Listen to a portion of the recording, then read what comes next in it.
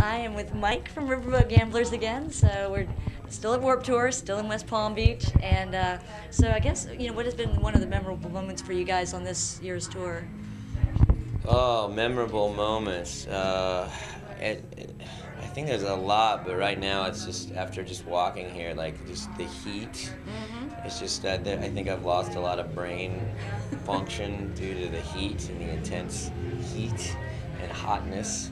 I don't usually appear outside of my house without long sleeves on, and this is the first time I've resorted to wearing. I've got the gnarliest farmer's tan. Oh yeah. Oh, you do. Yeah. Embarrassing. But so let me show it on camera. God, I don't know. That's I don't know. It's been good. It's a ton of work, but it's kind of a lot more work I think than a regular tour. But I'm glad we're doing it. Yeah, no, and we're glad you're on it and Yeah. everything. It's always good seeing you guys Yeah, too. So, well, now, what's your favorite thing about Warped Tour? I think like it's usually kind of the end of the night and getting to hang out with a bunch of like real diverse bands that probably wouldn't hang out at the same time together, like there's like just a real random circle of people, and then kind of meeting some new random circle. There's a real like kind of boot camp in the trenches kind of feel to it, where everybody's, for the most part, it kind of feels like everybody's like in the shit, as they would have said back in NAMM. Yep. So there's kind of a little bit of a, alliance, brotherhood kind of thing. Yeah, the whole common yeah. camaraderie. Yeah. And everybody's in the same Everybody's boat. in the same, So, like when it's a bad day, it tends to be like a bad day for almost everybody. I mean, there's different varying levels of bad, but it seems like. Even like the big, like because this isn't kind of really our crowd so much. Like it's kind of, we're testing the waters in here. But even when we have like a show that there's nobody there, it's like even like the big bands, it's like they noticed that there was less people there too, or whatever. So, or at least the bands of our ilk. Mm-hmm. Right. Yeah. Well, what's one thing that you would suggest that could make Warped Tour better, whether it's for you or for the fans? What's one thing that? Sunscreen and water. Mm-hmm. Sunscreen, I think they let you bring your own water, but I don't. Yeah, though I get bummed out when I see like how much they're charging for water. $4 at this venue. It's not very cool. I think they should really just do $1 like anybody else. But yeah, I do understand trying to turn $1, but come on. Yeah, we all know how much it costs. Yeah. And that's a good point. Well, then, what band have you enjoyed watching on this tour? Oh, there's a bunch, but I think it's a band that I kind of knew them. I'd met them, but I never really like spent a lot of time watching them. I never really watched them. I think maybe once. But this band, the Flatliners, they've already left the tour, but they're super awesome. It was definitely one of those like. We just got along so good, and they're so good that we were like, we got to do a tour together. It just like makes sense, and I think we're gonna do something in October probably. Oh, that'd be great. Yeah, You're right. They're really.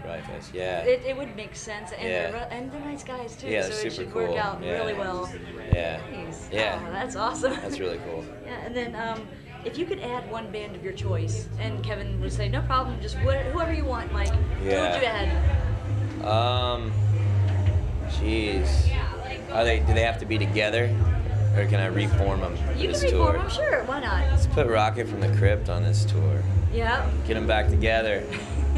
That'd be awesome. Very I don't know that they would like. I don't know. I don't think that a lot of people, this crowd, would know them very well. But I would be ecstatic every day. Yeah. Of all the bands on this tour, which one has the best chance of reaching 10 albums and remaining relevant? Ooh. Well, Bouncing Souls already did. Mm-hmm. I think Alkaline Trio. I don't know if they're at 10, but I bet they'll do it for sure. Mm-hmm.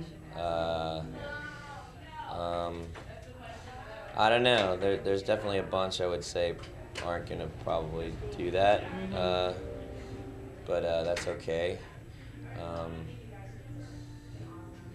Where are we at? I don't know if we'll make it. We'll Oh. see. We'll see what happens. I'm sure we will. Yeah. I don't know about the remain relevant part, but I think we stopped being relevant 3 albums ago. So. But as long as you enjoy what you're making, that's the important thing. As long Yes, as you enjoy the yes. music that you're making, and you're Yes. making it for yourself. Because like I've always. As long as my parents are disappointed with my life decisions, then I feel When are like you I'm gonna get a doing the job, right Mike? thing. Yeah. You should be a teacher. Go teach high school. Why do they say that? I have no idea, but I might as well be saying, well, go throw yourself on a sword. Yeah, that doesn't Teach sound- high school. that Jesus doesn't- Christ. I think that low of Do me. you not love me, but Mom and Dad think so much? It's not clear that I have enough self-hatred as it is. You won't put me through that. Well, this is kind of a fun little question. It's called a mystery question. I started doing it last All right. year. Basically, I put a bunch of numbers in here, and each All one right. corresponds Okay. to a wacky question. So, All right. so yeah. See what you. Oops. Number 14. All right. 14 is what band has the worst luck on the Warped Tour that you've seen? Worst luck.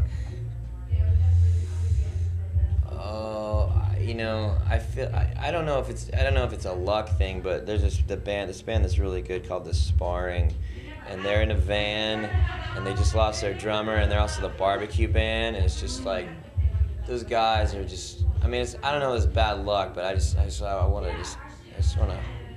They're big dudes, so I can't, but I just want to like hold them. Because it's just, I mean, I can't imagine how hard. I mean, we did it in a van in 2005, and it was really hard. But we weren't the barbecue band, and we got a week off each month to go do club shows, so that kind of like humanized us a little bit. But like, man, it's just the toughest tour, and especially in a van. And on top of that, at the end of like every other night, they're like making a big barbecue for everybody. And then they lost their drummer, so what are and they then they even lost doing? their drummer. I mean, They had their singer play drums and sang for 2 shows, and then they flew a dude in. Oh, wow. So it's been they're just having tough time. yeah, that But is. they're awesome, and I think that they're gonna come out like tough as nails. Mhm. Not that they weren't before, but they're gonna come out really. Yeah, it's a Yeah. learning experience for them, Yeah, big yeah. time. They'll grow from it for sure. If they stay together, then they'll definitely last. So and they'll make the 10 record cut. Yeah, that's true. Yeah, Yeah. If they can survive that, for sure. Yeah. Well, now there are a lot of charities and causes on this tour, like always. Yeah. Is there one that you kind of gravitate towards more than others? I mean. I don't know about that many on this tour in particular. I kind of lean towards. There's music. Actually, Music Cares is a really great charity. That's the one I would by far and away on this tour that I would go to, and it helps out musicians because if you're a musician, you don't probably 98% sure you don't have health insurance if you're doing it full time, and it just helps out with medical emergencies and helps people get clean if they're really into drugs and stuff like that. And they're awesome. They're really good. Cool. So Music Cares. I'll have to They check have a it out. tent out here, and Mike that works the tent's a really cool guy, and he runs the 12-step program on the Warped Tour and stuff like that, and that's really good. Oh, that's cool. Yeah, I saw. They've helped out me, and they helped out Ian a whole bunch when he got in his bike rack and stuff. Oh So yeah, how is he doing, by the way? he's doing great. Oh, good. He's doing great. That's good. He's fit. Yeah. What are 3 items that you can't live without on Warped Tour, you personally? iPod, any tour. I don't know how I did it before iPod. It's the one thing that shuts off the world and kind of gets me in the thing. Well, I got clued into that I might be having some acid reflux. I never knew that. I'm taking a Prilosec, and it's helped my voice out a lot. And Matt from Alkaline Trio clued me into that. It was, whoa, cool. I don't know. As of now, like that's what but I think iPod and just my I'll put Prilosec with my pill bag of just like just stuff. There's just vitamins and painkillers and brain pills and salves for wounds. And then I guess a third item would just be, I'm trying to think what else I just couldn't live without. water. Just I feel like I'm constantly foraging for water, like some kind of a, you know, we have it, but sometimes it's kind of hard to come by. So it's a constant search, like, I don't know, Mad Max for gasoline. I'm just always on the lookout for water. Is there one or two things that you pack that you're like, why did I even pack this? You I know? always overpack on books. I always think I always pack like 4 books and thinking I'm gonna read them all, and I haven't even barely started the first one because there's so much to do. I mean, there is a bunch of downtime, but usually I'm so exhausted in the downtime that I'm just completely asleep or falling asleep or just like zombied out, and I never get to like the mental capacity to read. So I always pack way too many books, and I think I packed way too many like nicer clothes on this tour, and I'm like, oh my god, it's way too hot for that. Yeah. There was like 2 days I could have worn it out of the 2 months, and that's it. The plans after this tour is over. I mean, I know you mentioned the Flatliners as far as Yeah, well, something with actually, them. right after this, we're gonna do. We're going out with Pennywise